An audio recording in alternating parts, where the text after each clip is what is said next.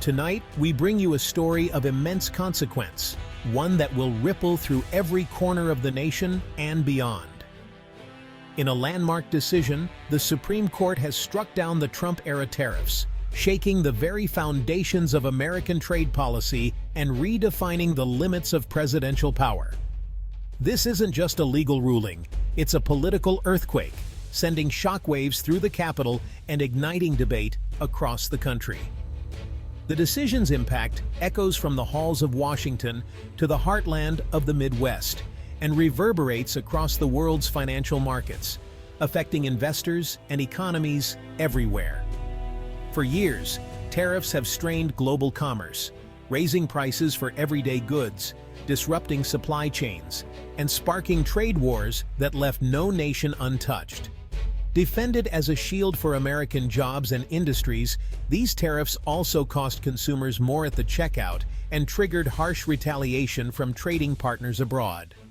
Today, the court declared that the legal basis for many of these tariffs was an overreach of executive authority, setting a new precedent for how far a president can go in shaping economic policy.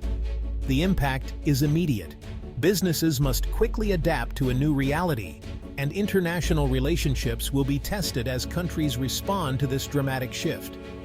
The ruling redefines the balance of power over America's economic rules, raising the question, who truly controls the nation's trade policy, Congress or the President? The answer is now clear. Congress, not the President alone, holds the constitutional authority to regulate trade and levy taxes, restoring a crucial check on executive power. The world was watching, and tonight, the court has spoken with a decision that will be analyzed and debated for years to come. What happens next will shape not only our economy, but also the political landscape, influencing elections, policies, and global alliances for years ahead. The era of unilateral presidential tariffs is over, ushering in a new chapter of shared power and accountability in American trade. The aftershocks of this decision are just beginning, and their effects will be felt in boardrooms, factories, and households across the nation. This is a story about power, money, and the future of the American system, about who gets to decide the rules that shape our lives. Whether you run a business, work in a factory, or simply buy groceries for your family, this story touches you, and its outcome will help define the next era of American life. To grasp today's decision, we must revisit the laws at its core. The Constitution gives Congress the power to set tariffs, but over time, Congress delegated some authority to the President for emergencies. The Trump administration used the International Emergency Economic Powers Act, IEEPA, in a new way, declaring emergencies to justify sweeping tariffs. Critics argued this turned an emergency tool into a general tariff machine, bypassing Congress. Section 232 of the Trade Expansion Act allowed tariffs for national security, but IEEPA was the main legal battleground. These laws concentrated power in the executive, triggering legal challenges from businesses and states. The core question, was the president executing the law or making it? The legal fight began in courtrooms nationwide, led by businesses and states harmed by the tariffs. They argued the president exceeded his authority, setting a dangerous precedent. Lower courts were divided, but a federal appellate court ruled IEEPA wasn't a blank check for tariffs. This set up a Supreme Court showdown. The administration defended broad presidential power, insisting emergencies required flexibility. The Supreme Court agreed to hear the case, recognizing its constitutional stakes. During oral arguments, justices pressed both sides on the limits of executive power. Their skepticism foreshadowed today's historic decision. On September 25, 2025, the Supreme Court ruled, using IEEPA for broad tariffs is unconstitutional. The majority opinion declared only Congress can levy taxes on imports. The court drew a line. IEEPA can freeze assets or target sanctions, but not impose sweeping tariffs. The decision united justices across ideological lines, emphasizing constitutional structure over politics. Billions in tariffs on Chinese and other goods are now invalidated.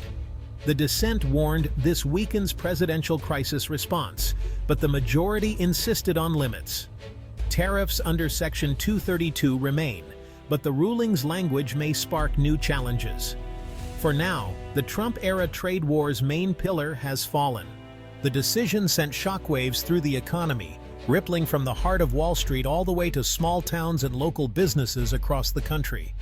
Wall Street surged. Retailers, tech firms, and manufacturers cheered the end of costly tariffs, seeing new opportunities for growth and expansion. For years, tariffs raised prices and disrupted supply chains, making it harder for companies to get the materials they needed and for consumers to find affordable products. Now, prices for everyday goods are expected to fall, easing inflation and boosting family budgets, giving Americans more spending power and relief at the checkout counter. But not everyone wins.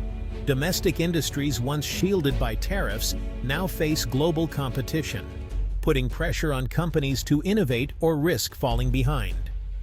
Some communities may see job losses as protections vanish, and workers in vulnerable sectors worry about their future and the stability of their hometowns. Economists predict a net positive for the U.S. economy, higher growth, lower costs, and increased competitiveness on the world stage. Dr. Emily Vance calls it a massive economy-wide tax cut, emphasizing the broad benefits for consumers and businesses alike. Still, the transition will be disruptive for some sectors, requiring difficult adjustments and new strategies to survive in a changing market. The economic landscape has shifted, and businesses must adapt fast, rethinking supply chains, pricing, and long-term plans.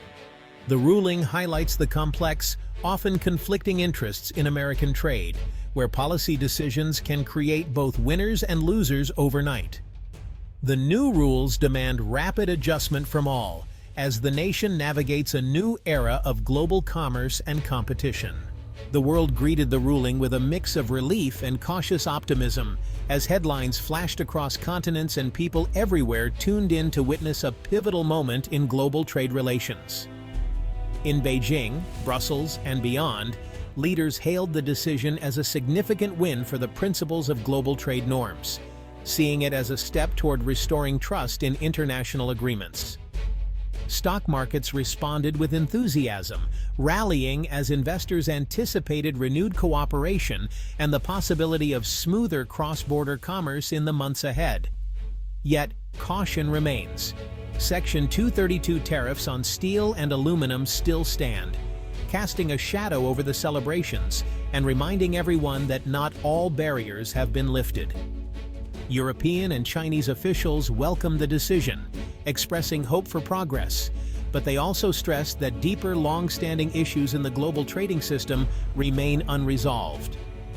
The ruling opens the door for the U.S. to re-engage with the World Trade Organization, offering a chance to rebuild relationships and restore faith in multilateral institutions. The world is watching closely to see if America will fully embrace a rules-based system again, and whether it will take concrete steps to support fair and open trade. The decision marks a new beginning, not the end of trade disputes, signaling the start of a fresh chapter in international economic relations. International bodies now have a renewed opportunity to regain relevance and play a more active role in shaping the future of global commerce. The path forward will require sustained diplomatic effort, ongoing dialogue, and a willingness from all sides to compromise and collaborate. The global trading system stands at a crossroads, with the choices made now set to shape economic relationships for years to come. For India, the Supreme Court's decision is a major opportunity. Indian exporters, hit hard by tariffs, now see relief and renewed access to the U.S. market. The ruling eases fears of further tariffs on key sectors like pharmaceuticals. Indian officials call it a breakthrough, paving the way for better trade talks. With IEEPA tariffs gone, a bilateral trade deal is more likely. Still, Section 232 tariffs remain a challenge, and U.S. politics could bring new hurdles. India must watch how Congress and the administration respond. The ruling offers a path to stronger partnership, but seizing it requires proactive diplomacy. The moment is ripe for deeper economic ties. The future depends on bold action from both sides. The ruling reshapes presidential power and trade policy. The White House loses a key tool: no more sweeping tariffs by executive order. Republicans see a core policy rebuked. Democrats hail a return to constitutional norms. Congress now regains influence over trade, shifting the balance of power. The decision sets a precedent: future presidents must seek explicit congressional approval for broad tariffs. The era of the tariff man is over. Political debate will intensify, but the judiciary has drawn a clear line. American policymaking just became more democratic and more complex. The Supreme Court's message is clear: presidential power has limits. This case was about more than tariffs. It was about the rule of law and checks and balances. Americans can expect relief from higher prices and more stable trade policy. Major economic decisions must now go through Congress, not just the White House. The ruling demands collaboration, negotiation, and consensus.